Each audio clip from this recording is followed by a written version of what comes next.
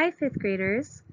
Today we are going to do lesson 11 of the 13 colonies, and this is the first lesson about the middle colonies. The middle colonies were New York, Pennsylvania, New Jersey, and Delaware. And so we're going to be doing some readings to learn about how these colonies came to be and to learn a little bit about each one. So the first part we're going to read is called From New Amsterdam to New York, and this is about New Netherlands. And you can see the seal of New Netherlands, and it features a beaver. That's there in the right-hand corner of the reading. Squeezed between the British New England colonies and the British Southern colonies was New Netherlands. At its height, this Dutch colony covered all or part of the following states: New York, New Jersey, Connecticut, Pennsylvania, and Delaware. Unlike the Puritans and Pilgrims of New England, the Dutch did not journey to the New World in search of religious freedom. So these colonies were founded by the Dutch, and they weren't going there to colonize so that they could have their own religious freedoms. Okay, they went there for a very different reason. New Netherlands was a business venture by the Dutch West India Company, which made money through privateering, which is legal piracy, and trading goods like fur. Therefore, Dutch colonists were traders, merchants, and businessmen. The island of Manhattan, that's in New York, was originally purchased by Peter Minute from the Lenape Native Americans in exchange for valuable goods like iron kettles and axe heads. A fort was built on the island, which was named New Amsterdam. The Dutch colony was certainly more diverse than the nearby British colonies, so there were more different types of people there. The Dutch welcomed anyone who would help them turn a profit or make money, including the French, the Swedish, the Danish, Jews, Quakers, and more. According to one visitor of the island, at least 18 languages were spoken in New Amsterdam. However, the Dutch were not inclusive of Native Americans, so they did not include Native Americans. In addition, the Dutch West India Company was involved in the slave trade.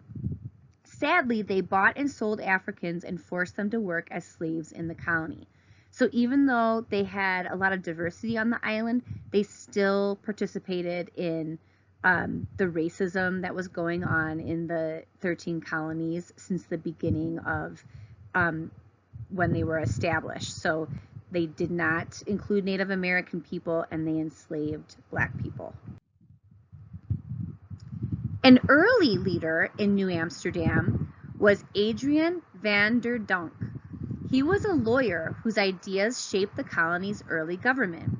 He disagreed with the way the Dutch West India Company was running the town.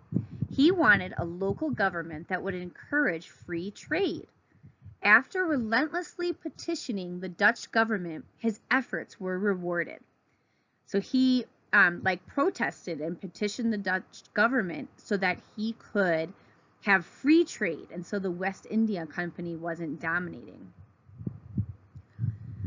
A municipal charter established a local representative government in New Amsterdam with free trade laws. Van der Donk also recognized that the colony had potential to grow larger and more powerful than the home country of the Netherlands. He foresaw that if the Dutch did not take this opportunity to grow and protect the colony, the British would. So he actually was watching how everything was going, and he was thinking to himself, you know what? The British are going to come and take us over if we don't grow and protect our colony. And he was right. Another important Dutch leader was PeterStuyvesant. He was sometimes called Peg Leg Pete, not a very good name, because he wore a peg leg after his right leg was crushed by a Spanish cannonball. So he lost his leg and had a piece of wood in place of where his leg would be, and that's why they called him Peg Leg Pete, which is pretty horrible. Stuyvesant was the Director General of the colony and ruled with an iron fist. That means he was a very, very harsh and rigid ruler. He was the member of the Dutch Reformed Church and did not tolerate religious freedom for other groups. So he thought everybody should believe the same thing and no freedom should be tolerated or allowed. He tried several times to restrict the rights of Lutherans, Jews, and Quakers. However, his orders were challenged by the Dutch West Indies Company or the citizens of New Amsterdam. Despite Stuyvesant's efforts, religious toleration prevailed in New Amsterdam. So despite all of his activity to try to prevent it, New Amsterdam still let people practice their own religion. It was certainly not an all-encompassing freedom of religion. However, compared to the British colonies at the time, it was significant. So that means like it wasn't like super free, but compared to how the British acted, there was way more freedom than what the British colonies had. Stuyvesant is most famous for losing the Dutch colony to the British.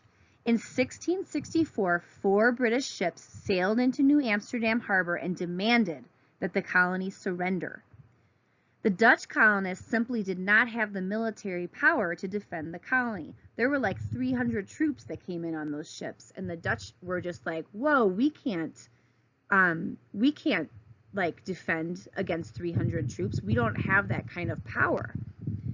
New Amsterdam was peaceably given up to the British, so they did surrender. The British kind of made it very attractive for them to surrender as far as what they offered. It was renamed New York after the English king's brother, James II, Duke of York. And there is a painting of New Amsterdam in 1664 in the corner of that page. After taking control, the English did not expel the current residents or take their property. So they didn't get rid of the current residents. So everybody that was living there that was Dutch, they got to stay. As a result, the influence of early Dutch colonists can still be seen in New York. For instance, several names of places come from the original Dutch words, like Brooklyn, Coney Island, and Broadway. I wish I could speak Dutch, and I have a feeling that I would just completely ruin the pronunciation of all 3 of those places or all 3 of those Dutch words. So you could see how they're very close in their spelling and what you might think how they would be pronounced. In addition, the street pattern of Lower Manhattan, which is in the map that's pictured on the left on the page, is largely the same as the original Dutch town. The Dutch also had an important political legacy. Some historians believe that the Dutch ideas about freedom of religion influenced the Declaration of Independence and the Bill of Rights. So that's where historians think that a lot of those big ideas came from, where we got a lot of our freedoms. Okay, so in summary, here is New York. New York was the first of those middle colonies to be established in 1664. And before that, it was a Dutch colony, like we just read. And we know the Dutch came to the colonies for business and trade, so they came for wealth, not for religious freedom. They were involved in slave trade, and they did not accept Native American people. So although they had diversity, they had a lot of different kinds of people living in New York, and that's still true today. They started off with slavery and with treating Native Americans differently and not very well. Many different religions were there, and that they also had a lot of different languages and nationalities there. And we just read it was named for James II, who was Duke of York, after the Dutch surrendered to King Charles. And King Charles is James II's brother. Then we have New Jersey. New Jersey was established in 1664 as well.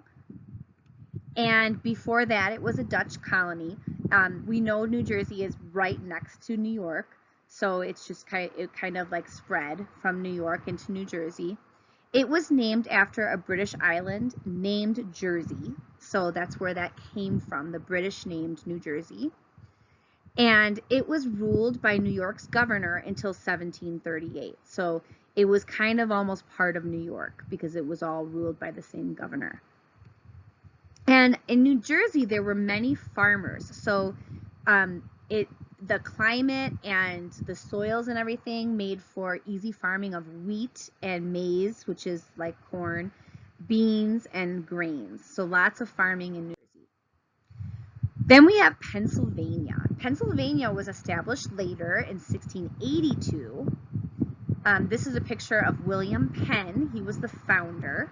So he's the one who started the Pennsylvania colony. It was named for his father, who was also William Penn, plus the Latin word Sylvania, which means woodland, because there was a lot of woods in Pennsylvania. So that when you put those two words together, it's Pennsylvania. The religious freedom was there for Quakers and those of other faiths. Okay, there are still Quakers there today. And a lot of people talk about the Pennsylvania Dutch, and you could see how that would be. Pennsylvania Dutch are there, and because it was a Dutch colony at first, it makes a lot of sense. It is famous for its representative government, so they had actually a government where they had representatives to speak for the people. It is almost famous. It's also famous because Mrs. Lanshos was born there. Yep. Famous. Okay, Delaware. Delaware was established in 1682. Before that, it was actually a Swedish colony. So there were Swedish people there. And it's funny because the Swedish came and made it a colony even though the Dutch were already there and then the British were already there. And we all know that before that, the Native Americans were there. It was their land to begin with. So really, it was founded by the British and before that the Swedish, but it was Native American land first. It was ruled by Pennsylvania's governor until 1776, so it was kind of like part of Pennsylvania. And it was named after the Delaware River and Delaware Bay. Those two bodies of water were named after an explorer, Lord Delaware, then he became governor of Virginia in 1610. So Delaware was named after those bodies of water, but those bodies of water were named after him. And then it was also known for farming wheat, but what the wheat they farmed, they exported to England, so they sold it to England. All right, so this was a really short lesson just to introduce the Middle Colonies. We're going to learn a little bit more about the Middle Colonies, especially about the Quakers and about trading, and we'll learn a little bit more about Native American people. So your question on Schoology is, do you think the Dutch should have surrendered to the British and given up their Middle Colonies? Why or why not? So remember that they had 300 troops came in, and we know that the Dutch colonies were not doing super well, and that leaders at the time were kind of suggesting that they needed to do better or the British were going to come in. The British really came in for wealth. They needed money, and they wanted to come and take these colonies. They also wanted these colonies because they were in the middle. They were between the New England colonies and the Southern colonies. So the British really wanted to have these colonies. But do you think they should have just surrendered them and let the British come in? Or do you think they should have put up a fight and defended their land? So that's your question for Schoology, and I will see you in the next lesson on the Middle Colonies.